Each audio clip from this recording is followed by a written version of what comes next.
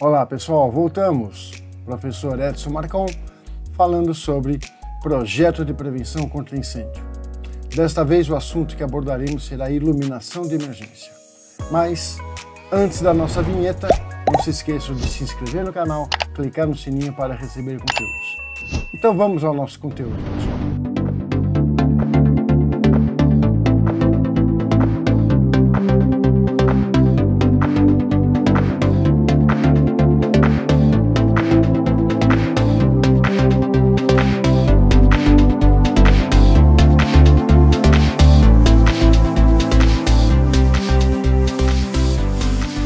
Voltamos então agora com o nosso projeto contra incêndio.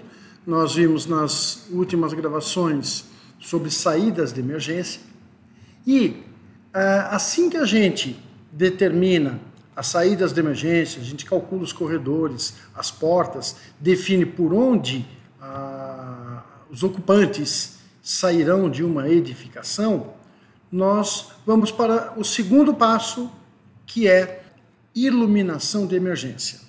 A iluminação de emergência está lá na Instrução Técnica número 18 de 2019. Ok?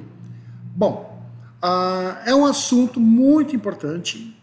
A importância dele é vital no projeto de prevenção e combate a incêndio, prevenção e controle de incêndios, principalmente se nós estamos fazendo um projeto em uma edificação que tem uma certa limitação de iluminação, né? E se nós estamos fazendo também o projeto em uma edificação que tem turnos noturnos, ela também é de importância vital no nosso projeto.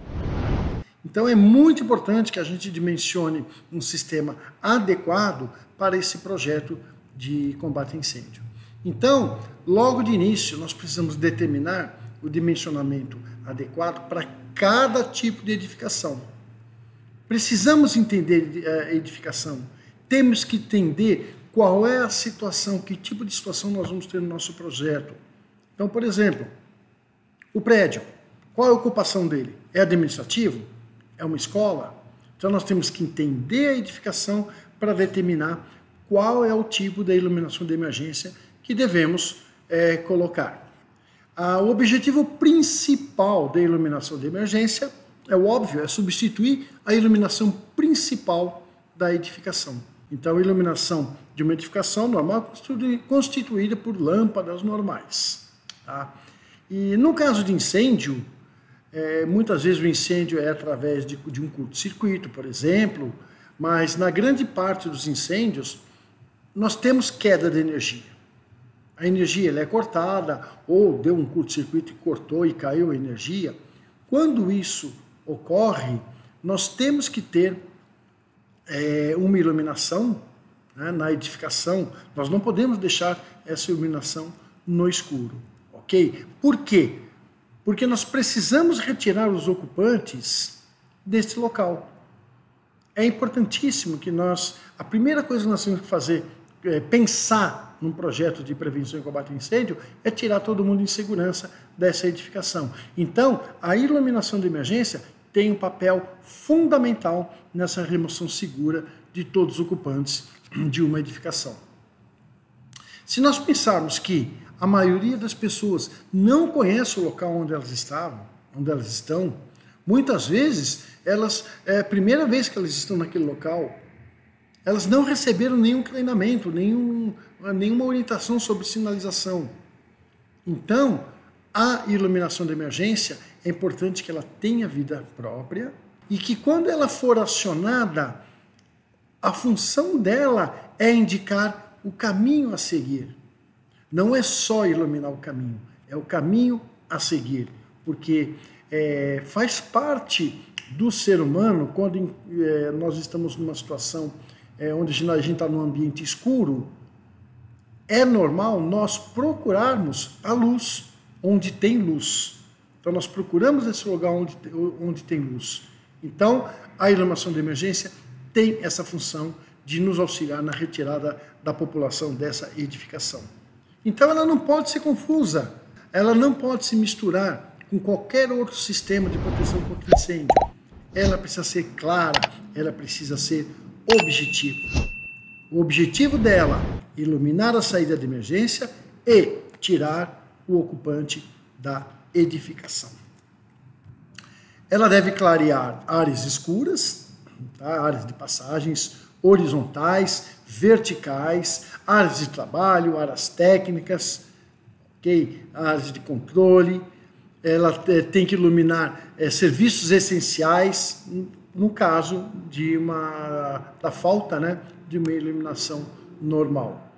Então nós temos que instalar a iluminação de emergência de tal forma que ela ilumine todo o caminho a ser seguido e de um ponto iluminado nós possamos visualizar o próximo. Desta forma, a própria iluminação ela vai traçar a rota a ser seguida. Então, se eu estou agora de frente a uma iluminação de emergência, uma luz de emergência, deste ponto eu consigo enxergar o próximo ponto e é para lá que eu vou me direcionar. Também deve iluminar os locais onde nós temos os nossos equipamentos de combate a incêndio. Ela vai identificá-los e ela vai facilitar, inclusive, o seu manuseio. Em algumas situações, nós temos iluminação de solo. O ocupante da edificação ele vai poder visualizar o caminho a percorrer pela iluminação do solo. Então ela pode sinalizar degraus, pode sinalizar saliências que a gente pode ter no meio do caminho. Temos dois tipos, então, principais de iluminação de emergência. Quem vai determinar o tipo é o projetista. Somos nós que estamos fazendo o projeto. Os dois tipos são iluminação de aclaramento e iluminação de balizamento. A iluminação de aclaramento, a função dela é iluminar o ambiente, deixando o ambiente visível, tá, quando tiver uma queda de energia. É traçar a rota também, ok? É a função principal, fazer com que os ocupantes não se sintam perdidos na edificação. Claro que a iluminação de emergência, a potência dessas lâmpadas não é igual a uma iluminação normal. O edifício não vai ficar 100% claro como é no cotidiano. Ela serve apenas para mostrar o caminho. A intensidade dela é o suficiente para garantir uma saída segura de todas as pessoas do local, no caso de emergência. Quanto à iluminação de aclaramento, nós encontramos dois tipos de dispositivos no mercado. O primeiro é esse que está na figura, que é o de holofote duplo. Ele é um bloco autônomo de 2.200 lumens. Onde que nós vamos utilizar esse tipo de iluminação de aclaramento, né? Esse holofote duplo? Em locais onde nós temos o pé direito muito alto. Então, em galpões, em depósitos, em áreas grandes, né, nós utilizamos esse tipo de dispositivo para iluminação de aclaramento. Esses holofotes, eles são móveis, então nós conseguimos direcionar a iluminação para ver pontos estratégicos do nosso galpão, do nosso depósito, da área que nós queremos iluminar e proteger. O outro dispositivo que encontramos no mercado é o mais simples, é o mais básico, é o bloco. Também autônomo, ele é chamado de bloco autônomo. Tá? Ele tem uma bateria interna, né, onde, quando a energia é cortada, ele sustenta, né, por um determinado tempo a iluminação do local. Os dois tipos são blocos autônomos. Onde que nós vamos instalar? Somente para edificações com pé direito de, no máximo, 3 metros de altura. Então existe essa, por conta de uma limitação da luminosidade deles. O segundo tipo é a iluminação de balizamento. A iluminação de balizamento, a função dela é sinalizar o caminho a seguir, além de iluminar. Então, nós temos sinalização atrelada à iluminação.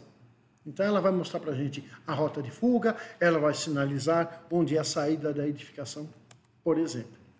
Também é um bloco autônomo, só que o aclaramento é bem menor que a de bloco.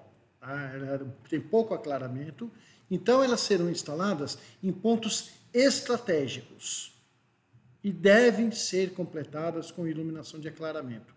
A função principal dela é sinalizar, é balizar, é indicar o caminho, como a gente pode estar vendo na figura aí. Essa iluminação de balizamento, tá? Ou também chamada de iluminação de sinalização, ela vai utilizar símbolos, vai utilizar letras que vão indicar a rota de saída que pode ser utilizada no momento de um sinistro. Tá? Então, características gerais da iluminação de emergência. Nós temos 4 aspectos gerais que devemos observar neste projeto de iluminação de emergência. O primeiro é o tempo de funcionamento do sistema. Quanto tempo esse sistema vai funcionar? Nós precisamos definir a fonte de energia que vai ser fornecida para o sistema. Nós temos que definir qual a simbologia que nós vamos utilizar e dimensionar adequadamente o sistema. Com relação ao tempo mínimo de funcionamento, a NBR 10898 de 2013 diz o seguinte: o sistema não poderá ter uma autonomia menor que 1 hora de funcionamento, com uma perda maior que 10% de sua luminosidade inicial. Ou seja, assim que ela é iniciada, a luminosidade inicial deve ser a mesma em 1 hora de uso. O máximo que é permitido de perda de luminosidade é 10%. Então, a recomendação é de, no mínimo, 1h30. Então, nós temos que pensar, dimensionar nosso sistema de iluminação de emergência com blocos autônomos de duração de 1h30 para edificações comuns. E para as especiais, né, como por exemplo hospitais, né, a gente tem que seguir norma específica, norma própria para isso daí. Ok? Com relação às fontes de energia, a iluminação de emergência ela recebe energia de algum lugar e armazena aquela energia nas suas baterias. Então, as fontes de energia, elas são destinadas a fornecer energia elétrica aos pontos de iluminação de emergência que colocamos no nosso projeto, para que, na falta de energia ou no corte da alimentação da energia elétrica da concessionária, aquela que alimenta a empresa, essa iluminação será provida de uma fonte externa de energia. As fontes de energia, nós temos 4 tipos. Nós temos os blocos autônomos, nós temos um sistema de baterias que pode alimentar todos os nossos pontos de iluminação. Então, eu não teria blocos autônomos. Eu teria pontos de iluminação alimentados por sistemas de bateria. Sistema motogerador, também, da mesma forma. É um sistema que vai ser acionado quando tiver queda de energia. E o sistema de iluminação portátil. Nos blocos autônomos, que são mais utilizados, é o que a gente encontra normal no mercado, né? Esse sistema é o que tem melhor custo-benefício para a gente. Okay? Eles têm a bateria interna, essa bateria é ligada à rede elétrica e eles vão começar a funcionar quando tiver o corte da energia elétrica da concessionária. Então, se nós fizermos um projeto e instalarmos os blocos autônomos, ele vai estar ligado à rede elétrica. E a rede elétrica vai constantemente estar alimentando as baterias. No caso de um corte de energia elétrica, ela vai acender. Tá? Ela vai perceber que houve o corte de energia elétrica, ela vai acender. Uma recomendação que a gente faz é que a cada 3 meses você tire a alimentação de energia desses blocos autônomos e esgote totalmente a bateria. E depois religue. Quando você perceber que acabou a bateria, religue. Assim a gente pode aumentar a vida útil da bateria do bloco autônomo. O outro sistema é o sistema de baterias. Então nós temos uma central de baterias, uma sala específica onde eu tenho várias baterias que vão iluminar, que esses pontos vão iluminar as nossas luzes de emergência. Então nós temos um conjunto de baterias, não é mais bloco autônomo. O outro sistema, o terceiro, é o sistema motogerador. O sistema é automático. Quando eu tenho a queda de energia, esse sistema motogerador é alimentado por um motor a combustão. Esse motor vai gerar energia elétrica que será enviada aos pontos de iluminação. Normalmente, o sistema motogerador ele é para edificações com porte maior, né? Então, supermercados, hospitais, shopping centers, eles são dotados do sistema moto-gerador. São alimentados a diesel, e assim que eu tenho a queda de energia, ele é ligado e ele vai suprir energia para todo o sistema de iluminação. A vantagem é que o tempo de iluminação, a autonomia, né, o tempo que a luz vai ficar acesa, é bem maior do que nos blocos autônomos. Vai depender, claro, né, do tamanho do tanque de combustível. E o quarto é o sistema de iluminação portáteis. São sistemas que não constam do projeto. Você não vai colocar no projeto um sistema de iluminação portátil. Tá? São lanternas de porte, lanternas potentes, de acionamento manual. Normalmente quem tem essas lanternas ou é o bombeiro civil ou é o pessoal da brigada de incêndio. Nós temos uma simbologia própria para a gente representar e localizar a iluminação de emergência. Então, a IT4, que também a NBR 1400, por exemplo, recomenda para iluminação de emergência esses símbolos aqui. Então, o primeiro símbolo, nós vamos representar o ponto de iluminação de emergência. Esse segundo símbolo aqui, né, que eu tenho dentro de um círculo, é um ponto de iluminação de emergência à prova de explosão, à prova de pó. De cima para baixo, o terceiro ponto, está desenhado uma bateria, né, representa um grupo de baterias, um grupo de acumuladores específico para a alimentação das luzes de emergência. O quarto é o ponto de iluminação, né, deixa eu aqui no mouse, ó.